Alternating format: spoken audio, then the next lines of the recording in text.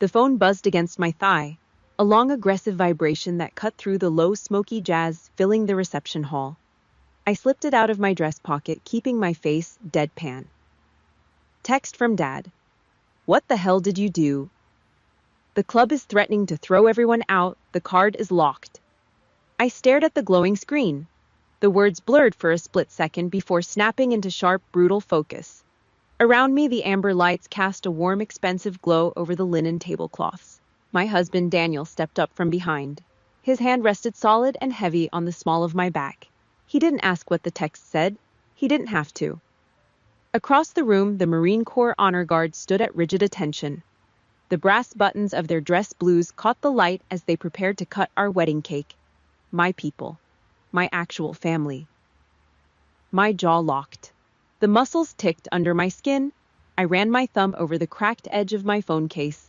I didn't type back. No explanations. No apologies. I just opened my drafts folder, found the email I'd queued up weeks ago, and hit send. One tap. That was it. 34 years of playing the silent ATM for the Taylor family terminated in a fraction of a second. The phone beeped again. A shrill, desperate sound. That beep morphed into the sharp clink, clink, clink of a silver fork tapping against a cheap champagne flute. 4 months earlier. The Georgia heat was a physical weight. It sat on my chest, thick and humid, smelling of lighter fluid and charred hot dogs.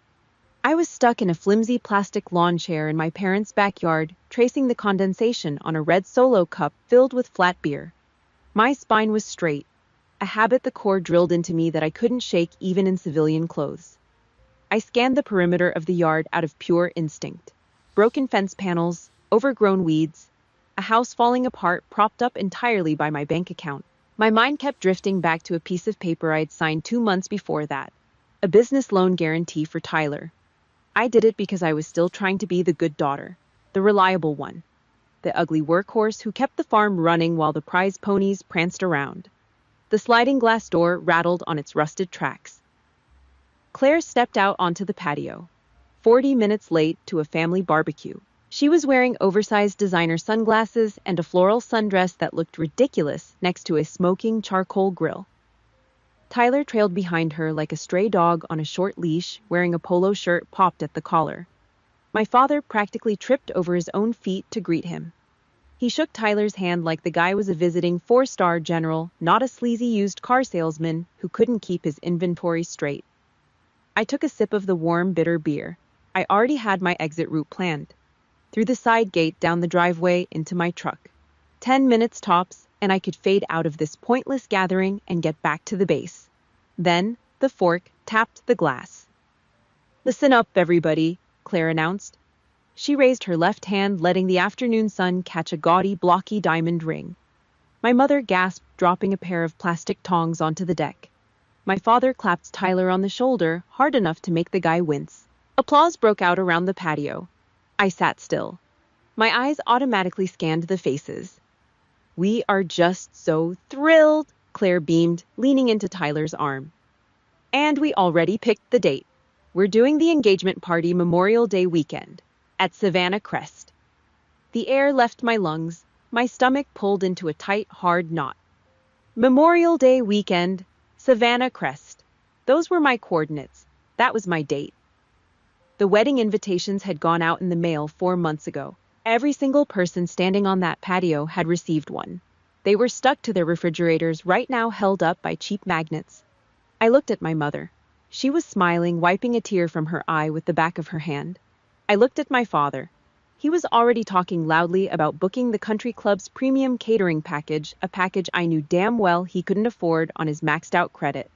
Nobody flinched. Not a single person spoke up. They had just paved over my wedding day like it was a pothole in the road. A cold, heavy numbness washed over me.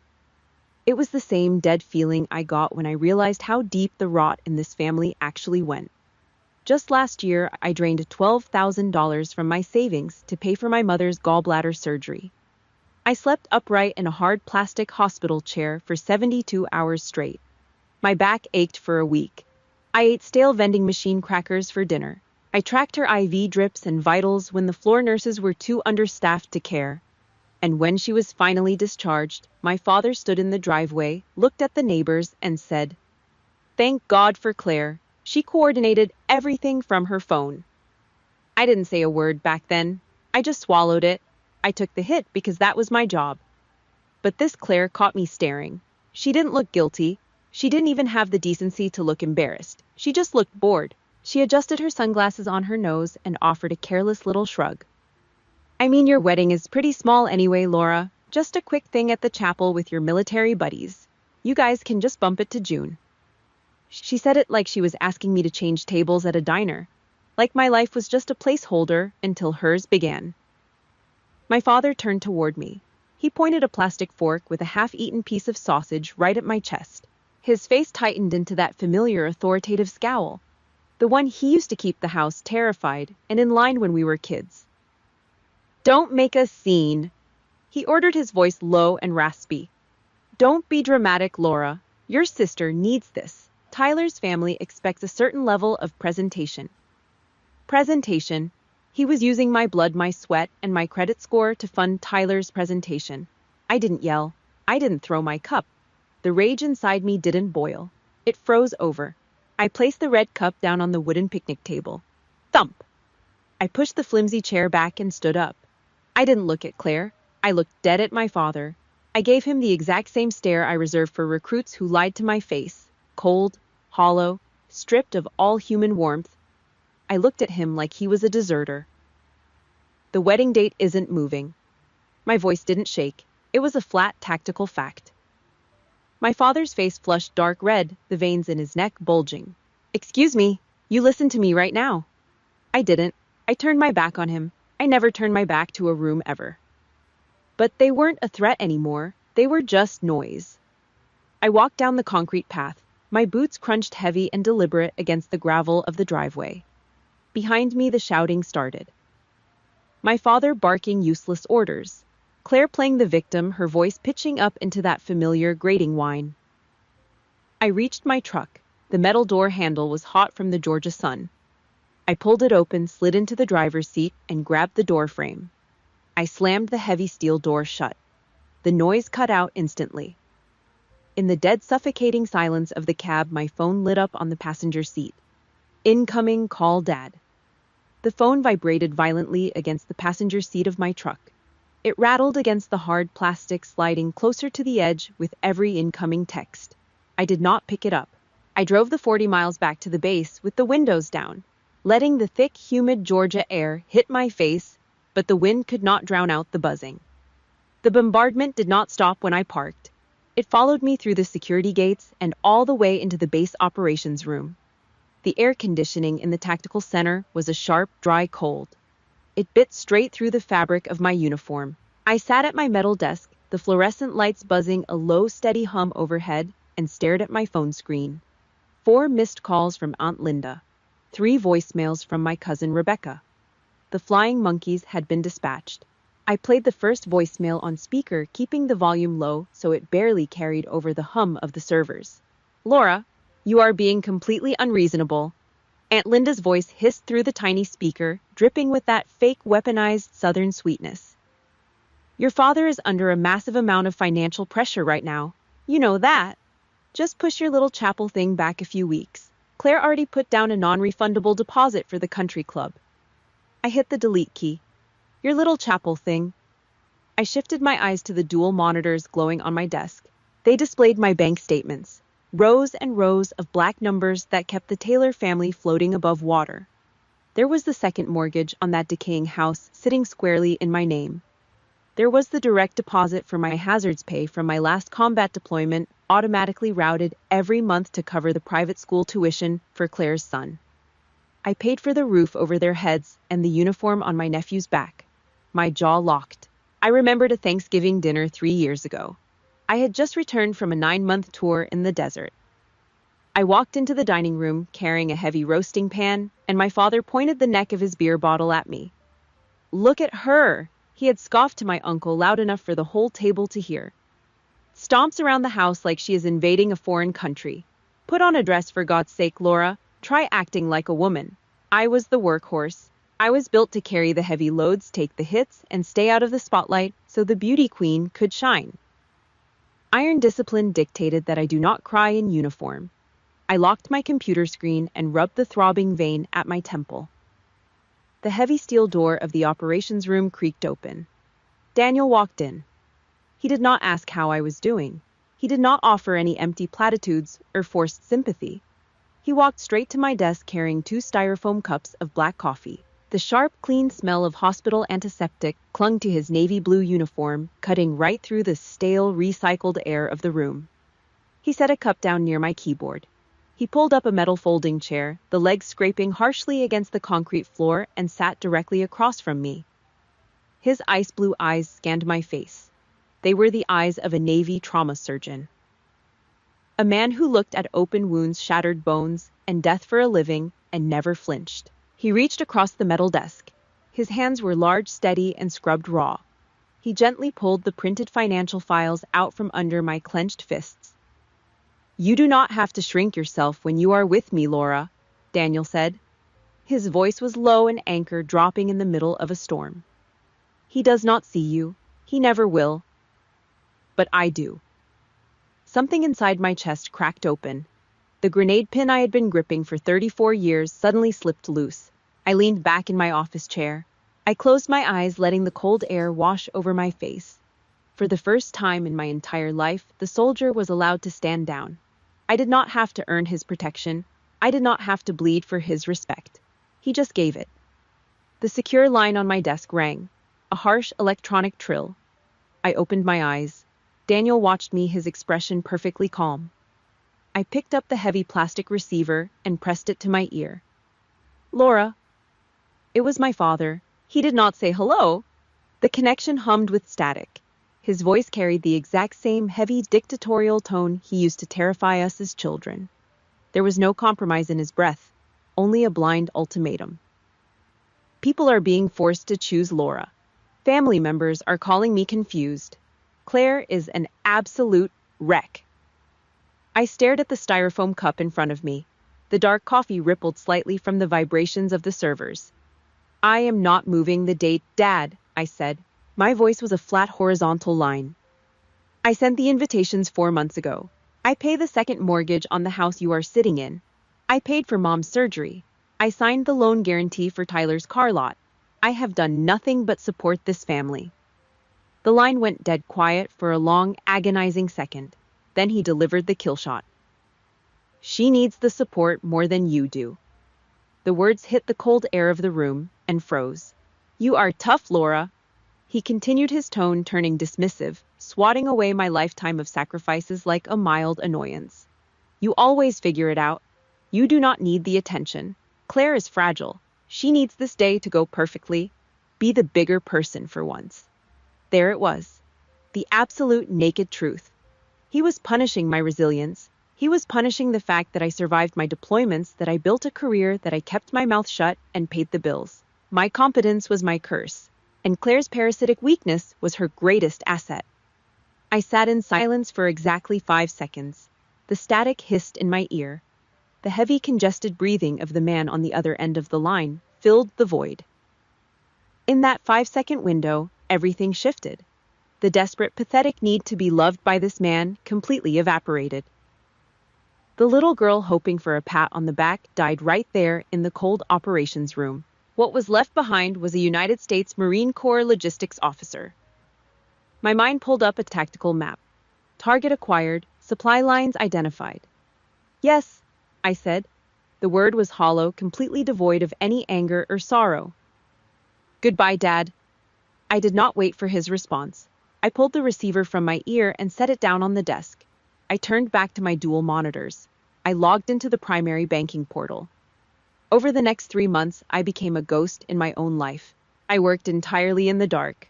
I navigated through the digital menus with cold mechanical precision. Cancel automatic payment, second mortgage. Click. Revoke financial proxy, Claire Taylor. Click. Withdraw guarantor status, Tyler's auto sales. Click. I severed the financial arteries one by one. I set the effective dates to trigger exactly when the engagement party was scheduled to begin. I armed the system and locked the coordinates. Our G was set. I moved the mouse to the final confirmation button. Click. The screen flashed a bright sterile green. Changes saved. Beside my keyboard, the phone receiver I'd failed to place correctly on the cradle began to emit a harsh, rhythmic tone. Beep, beep, beep. The phone rattled against the cheap veneer of the hotel nightstand. It was 11:30 p.m., the night before the wedding. I sat on the edge of the mattress staring at the glowing screen. Incoming call, Mom. I picked it up and pressed the cold glass to my ear. Mom. I heard the hollow echoing acoustics of a tiled bathroom. A second later, the loud rushing whoosh of a toilet flushing. She was hiding. She had locked herself in the master bathroom of that decaying house to make a secret phone call to her own daughter. Laura, she whispered. Her voice was thin, frantic. I am so sorry, honey. I really tried to talk to him. I leaned my head back against the exposed brick wall of the hotel room. The cold seeped through my shirt. I did not speak. Your father says if we leave now it will humiliate Claire. She rambled, her breath hitching. Tyler's parents are in town. They booked a whole block of rooms for the engagement party. If we drive down to Savannah for your wedding tomorrow, it ruins the narrative. It looks like the family is divided. He says Claire cannot handle that kind of stress right now. The narrative? They were not missing my wedding because of a scheduling conflict. They were boycotting it to protect the ego of a used car salesman and a 38-year-old dependent. I hope you understand, Laura, she pleaded. You are the strong one. You always have been. Claire she needs us. The enabler, always protecting the parasite, always sacrificing the workhorse. She was choosing the path of least resistance, letting my father dictate reality, so she would not have to deal with the fallout. I swallowed hard. The lump in my throat tasted like copper. I pushed off the brick wall and stood up straight. It is fine, Mom. A tactical lie, cold, flat, and absolute. Oh, thank you, sweetie. I knew you would. I pulled the phone away from my ear and hit the red button. I went into the contact settings. Block caller, next screen, delete contact, gone. The Savannah morning was thick. The humidity wrapped around my throat the second I stepped out of the transport vehicle. It was the kind of heavy, suffocating southern heat that made breathing feel like a chore. I stood in the vestibule of the chapel. My dress was heavy structured satin. No frills, no excessive lace, just clean, sharp lines. I stared straight ahead at the thick oak doors separating me from the aisle. I did not have a bouquet. I did not have a veil over my face. I stepped up to the crack between the double doors and looked inside. The air conditioning inside this chapel was cranked high, creating a dry, sterile chill. The wooden pews stretched out in long rows. The left side of the aisle, the bride's side, empty. Completely, utterly barren. Not a single paper program wrinkled. Not a single cushion pressed down. No mother dabbing her eyes with a tissue. No sister pretending to be happy for me. No father standing in the vestibule waiting to take my arm and give me away. They were 5 miles away at the Savannah Crest Country Club, drinking expensive champagne on my credit. I shifted my gaze to the right side of the aisle. There was no empty space. Dozens of Marines sat shoulder to shoulder. The dark navy fabric of their dress blues absorbed the dim chapel light. Blood red piping on the collars. Polished brass buttons catching the glare of the stained glass. The crisp white covers resting perfectly on their laps. In the front row sat Colonel Hayes, retired, silver hair cropped close to the scalp. He looked toward the doors, caught my eye through the crack, and gave a single firm nod. My people, my squad, a wall of living steel. They filled the empty void my blood relatives left behind.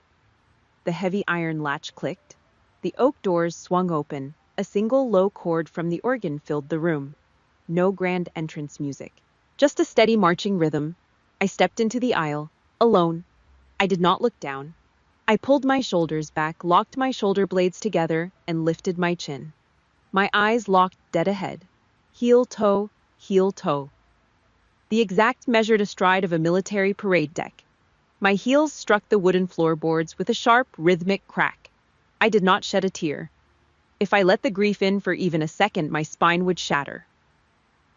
Discipline was the only thing holding my skeleton together. Daniel stood at the altar. He wore his navy whites.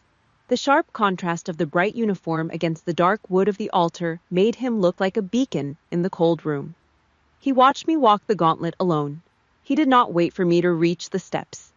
He broke protocol, walked down the 3 wooden stairs, and met me at the end of the empty row. He reached out and took both of my hands.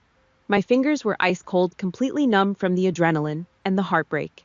His hands were warm, calloused from holding scalpels and bone saws. He squeezed my fingers. Hard. He leaned in close. The smell of his clean-shaving soap and black coffee hit my senses. You will never have to fight for my love. Laura? He whispered, his voice steady and low. You are done fighting for a seat at the table. He poured a heavy dose of anesthetic straight into my open wound. I took a deep breath, the dry air filling my lungs. I nodded. We turned and walked up the steps together. The vows were short. No poetry, no rambling promises. Just absolute, unbreakable facts. We traded rings. We sealed it. The reception was held at a private hall near the water. Low lighting, the clinking of heavy rocks glasses, the low rumbling hum of military personnel off duty. I sat at the head table. I did not touch my food. Colonel Hayes stood up. He picked up a glass of neat bourbon. The room went dead silent. 50 Marines stopped talking, stopped drinking, and turned their attention to the front. Hayes looked down at me. His face was weathered, lined with decades of deployments and bad decisions, but his eyes were sharp. Major Taylor, he started, his voice booming effortlessly across the room. She is a logistical nightmare if you are on the wrong side of her supply chain. A low chuckle rippled through the room. But, Hayes continued, his expression hardening, she protects her people. She bleeds for her people. She carries the weight so the rest of us can walk light. Tonight we have the absolute honor of protecting her. He raised his glass. To the Major, and her new husband. To the Major. 50 voices echoed in unison, a deep guttural sound that rattled the floorboards. I nodded to the Colonel. I reached down and pulled back the heavy satin sleeve of my wedding dress. Strapped to my wrist, completely out of place against the elegant fabric, was my black digital tactical watch. I stared at the LCD screen. 8:44 p.m. I watched the seconds tick down in the bottom corner. 58, 59, the number flipped. 8:45 p.m. Right at that exact second, 5 miles away, the automated servers at my bank executed their final commands. The cancellation notices hit the email inbox of the Savannah Crest Country Club management office. The foreclosure warning hit the family lawyer. The revoked loan guarantee hit Tyler's dealership. The financial blood supply was severed. The bomb had successfully detonated. At exactly 8:46 p.m., 5 miles down the road, the illusion shattered. I was not standing in the Savannah Crest ballroom, but I did not need to be.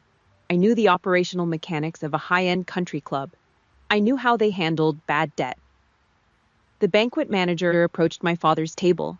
He did not smile. He did not offer the usual sycophantic bow reserved for the wealthy members.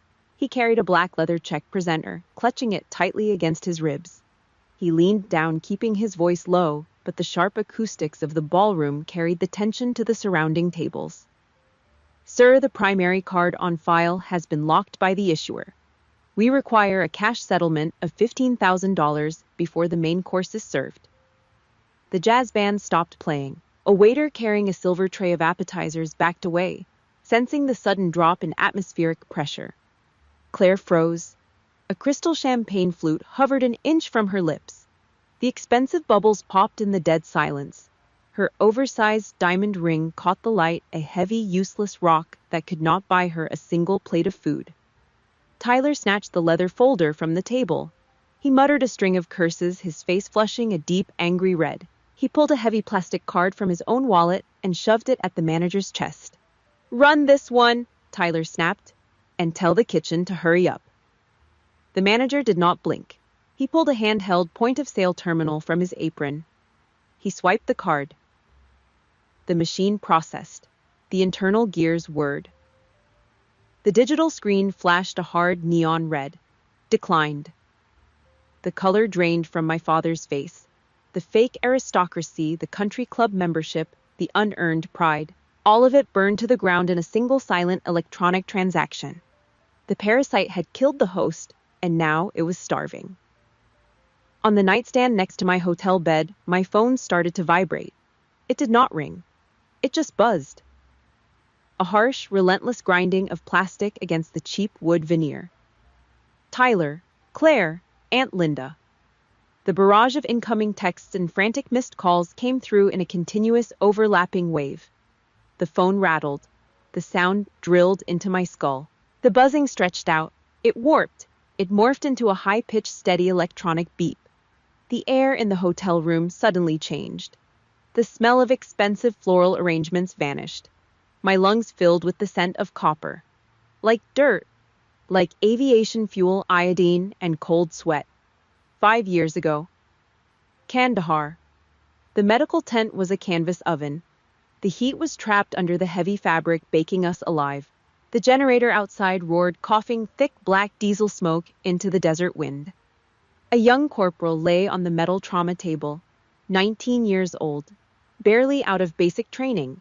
His combat boots were still laced tight, but everything above his right knee was ground meat. Shrapnel from a mortar shell had turned his femur to dust. The tissue was dark, purple, and black. Necrosis was already setting in, moving fast through the crushed veins, poisoning his bloodstream. Blood pooled on the aluminum floor grating. It soaked through my boots. I could feel the sticky, wet drag of it every time I shifted my weight. The metallic stench of it coated the back of my throat. The corporal reached up and grabbed my forearm. His fingers dug into my skin, slick with his own blood. "Do not take my leg, Doc," he choked out. His eyes were wide, rolling back in his head from the morphine and the massive systemic shock. "Please, I have to go home whole. Do not take it." I looked down at his mangled leg. Then I looked at the EKG monitor over his head. The green line was spiking, erratic, threatening to flatline. The infection was racing toward his heart. The trolley problem played out in real time on a metal table. Spare the leg and watch the boy die.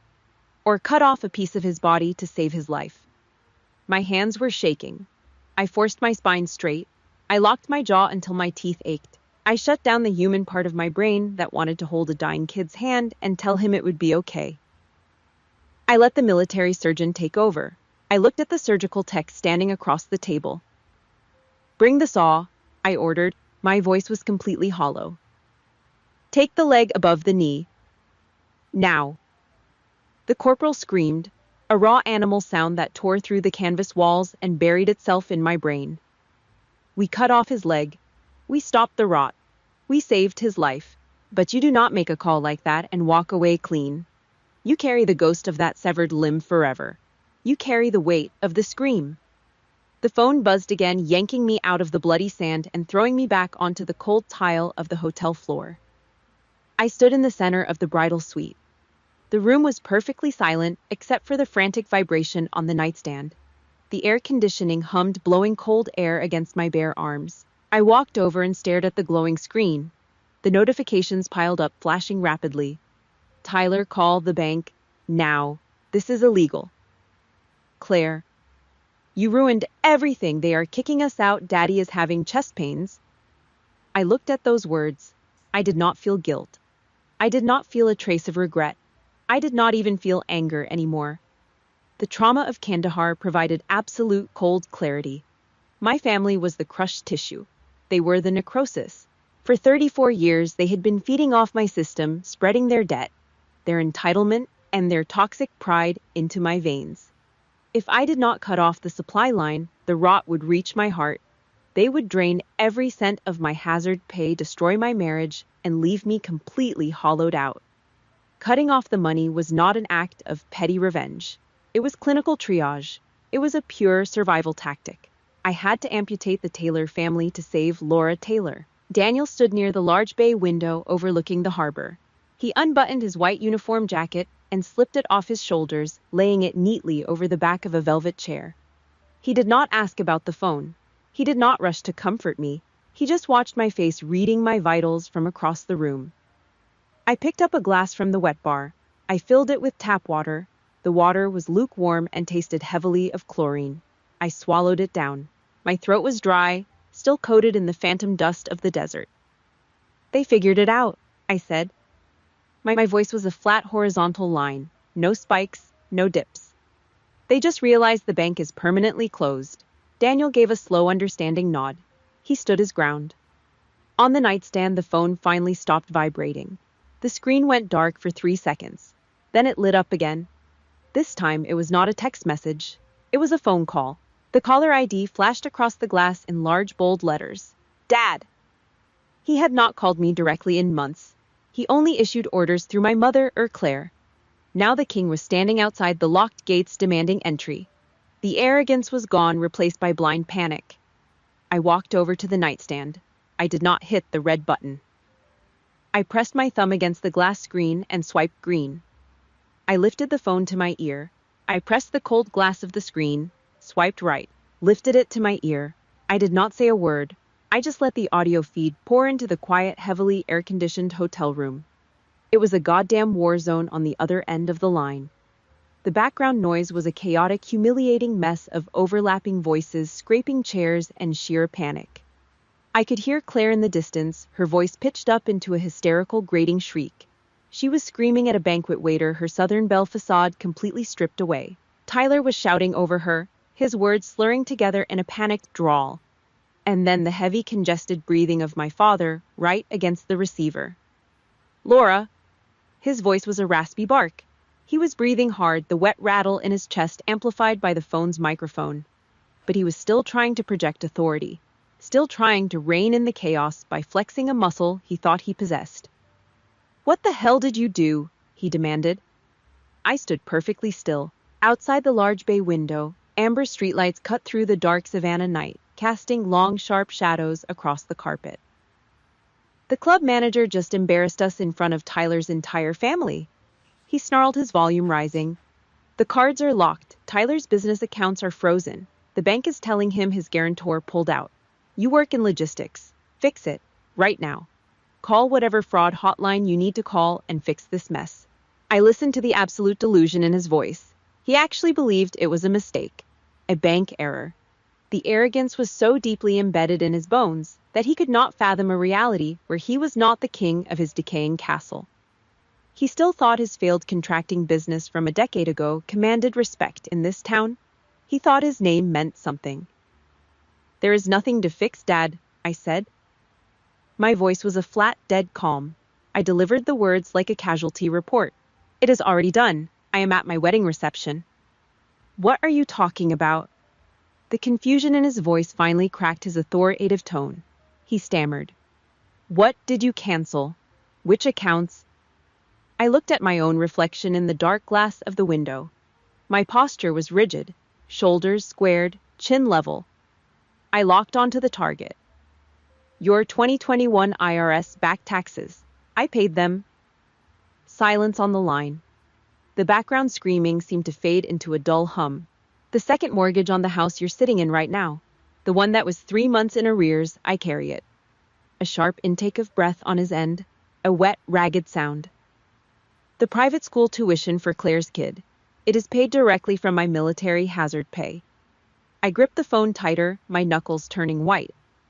"And 6 months ago, I signed the commercial loan guarantee for Tyler's used car lot so the bank would not repossess his rusted inventory." I did not raise my voice. I did not yell. I let the facts fall like artillery shells, precise and devastating. I let the math do the bleeding for him. "Do you remember my deployment to Helmand Province?" I asked. My tone dropped to a low, quiet hum. 2 years ago, you and Mom took Claire down to Destin for a week. You rented a condo right on the water. I sat in a sandbag bunker in 110-degree heat using a secure satellite uplink to wire $15,000 to your checking account so the bank would not foreclose on your house while you were drinking margaritas on the beach. I let that hang in the air. The absolute, undeniable truth of it. I had bled in the dirt so they could play rich in the sand. The silence on the other end was absolute. It was the sound of a massive bloated ego being punctured and deflating into nothing. I could hear the exact moment his brain processed the raw data. The moment he realized he was not the provider. He was not the patriarch. He was a dependent. A parasite living off the scraps of the daughter he treated like a stray dog. The daughter he told to act like a woman was the only thing keeping him out of bankruptcy court. Laura, his voice was barely a croak. The booming dictatorial authority was completely gone, stripped down to the studs. It was replaced by the weak, wheezing breath of an old broke man staring down the barrel of total ruin. It was, you paid. He could not even finish the sentence. The humiliation was physically choking him. He had just realized he had slaughtered his only cash cow to feed a leech. I watched a pair of headlights sweep across the street 2 stories down. I felt absolutely nothing for him. No pity, no rage, no lingering desire for a father's approval. The wound had been cauterized. For the last 3 months, I've been pulling it all back, I said, spacing my words out evenly, deliberately. I canceled the auto drafts. I revoked the guarantees. I liquidated the joint accounts and moved the capital to a secure trust. Laura, please, listen to me. They are threatening to call the police on Tyler. We cannot leave the property. The panic was raw now. He was begging. Tonight you were forced to make a choice. I continued, completely ignoring his plea. You chose your favorite daughter. You chose to protect her fragile ego over attending my wedding. You made your call, Dad. I pulled the phone an inch away from my ear. So I cut the supply lines. You wanted to treat me like the least favorite child. Now you get to live like it. Wait.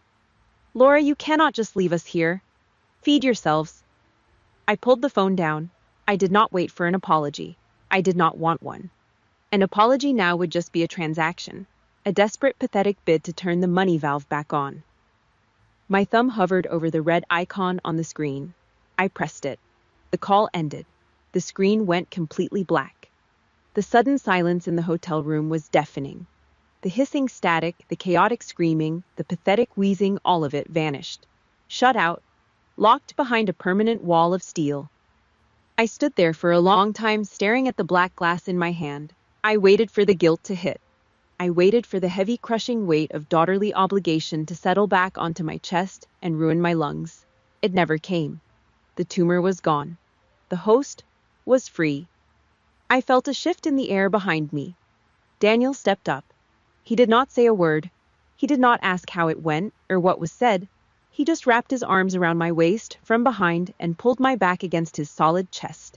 He rested his chin on the top of my head. The smell of his clean soap and the faint scent of bourbon grounded me. I let my shoulders drop. The rigid military posture I'd maintained for 34 years slowly dissolved. I leaned back into him, letting him take my weight. I tossed the dead phone onto the cushions of a velvet armchair. Tonight the war was over. Tonight, for the first time in my entire life, I was going to close my eyes and sleep without a single dream.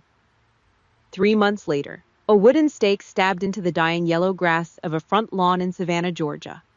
Attached to the wood was a stark white and red sign. Foreclosure. Bank owned. It sat right on the exact spot where Claire had stood wearing oversized sunglasses, flashing a blocky diamond ring, and demanding I move my wedding. That ring was gone. Tyler bolted the exact same night the credit cards declined at the country club. He left her standing in the lobby in a cloud of tire smoke and unpaid catering bills. The blast radius of my financial cutoff leveled their entire fake empire in less than 48 hours. The bank seized the house. The dealership went into receivership. The parasitic host finally starved to death. 200 miles north, the air in Charleston was quiet. I stood in the center of my new study. Hardwood floors, clean sharp lines, no clutter, no chaos. I held a microfiber cloth, carefully wiping a thin layer of dust off a heavy glass shadow box. Inside the case, pinned to dark, felt rested my Navy and Marine Corps Commendation Medal. Next to it, a folded American flag. Precise, ordered, safe. Outside, a low-pressure system stalled over the Carolina coast. Heavy rain hammered the tin roof of the front porch, a steady, relentless drumbeat. It washed the salt and grime off the streets. Then the rhythm broke. A dull, hesitant knock at the front door. My spine stiffened. Muscle memory took over. I did not reach for a weapon, but my breathing instantly slowed. I set the shadow box down on the mahogany desk. I walked down the dim hallway. The floorboards did not creak. I reached the heavy oak door, grabbed the brass handle, and pulled it open. The porch light flickered, casting a pale yellow glow into the storm. A man stood shivering under the overhang. He wore a cheap, thin nylon windbreaker. It was soaked completely through, clinging to his stooped, narrow shoulders. Water dripped from the frayed brim of a faded baseball cap. It took my brain a full 3 seconds to process the visual data. It was my father, the dictator. The man who used to bark orders and demand absolute obedience. The man who pointed a sausage on a plastic fork at me and told me not to be dramatic. He looked incredibly small, hollowed out. The arrogant posture was gone, replaced by a desperate physical collapse. He did not try to push his way inside. He kept his eyes glued to the wet wooden floorboards of the porch. The wind howled, whipping cold rain against my bare feet. I did not step aside to let him in. I stood in the doorway, an immovable object. "Laura," he croaked. The voice was weak, stripped of all bass, stripped of all command. It was the sound of a completely broken man. I did not answer. I waited. He finally looked up.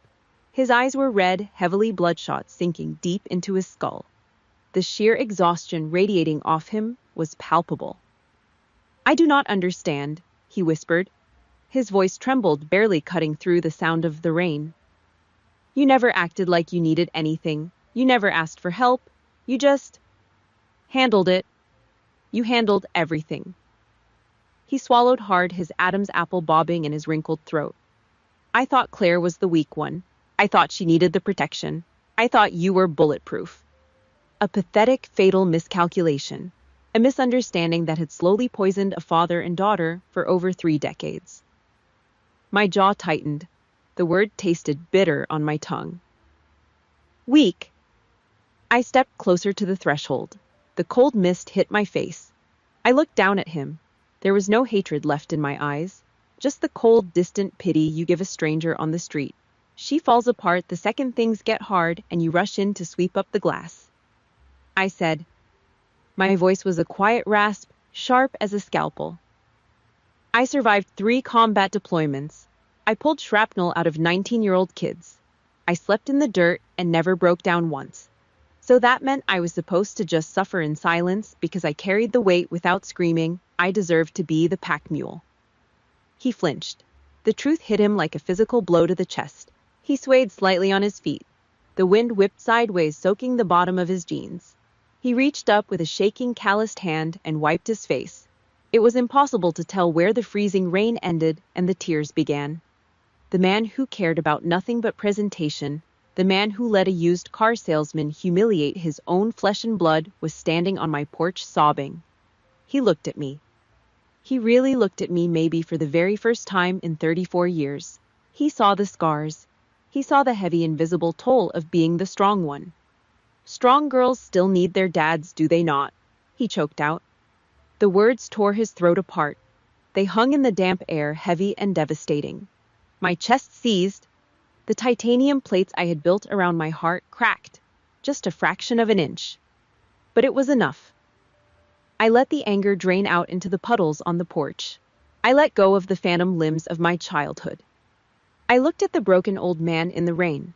"Yes," I said. It was barely a whisper, but it cut through the storm. "They do." He nodded slowly. His chin trembled. He did not ask for money. He did not ask for a place to stay. He did not ask for forgiveness. He just accepted the absolute crushing finality of what he had destroyed. He turned around. He stepped off the wooden porch and walked out into the freezing downpour. He did not pull his hood up. He stopped at the edge of the driveway. He looked back over his shoulder, squinting through the sheets of rain. "I am proud of you, Laura." The words were swallowed by a crack of thunder. They were 30 years too late to save a family. But they were just in time to set a hostage free. I reached out and pulled the heavy oak door shut. The deadbolt clicked into place, a sharp, metallic sound of absolute closure. I turned around. Daniel was standing at the end of the hallway. He wore a faded gray t-shirt and sweatpants. He did not ask who was at the door. He walked forward and held out his hand. I took it. His grip was warm, steady, grounding. I let out a long, slow breath. The tension completely left my shoulders. I smiled. a real, genuine smile. The war was over. The last soldier was finally home. Thank you for listening to this story. If you enjoyed the journey, please hit that like button, drop a comment below to share your thoughts, and subscribe to the channel for more content. See you next time.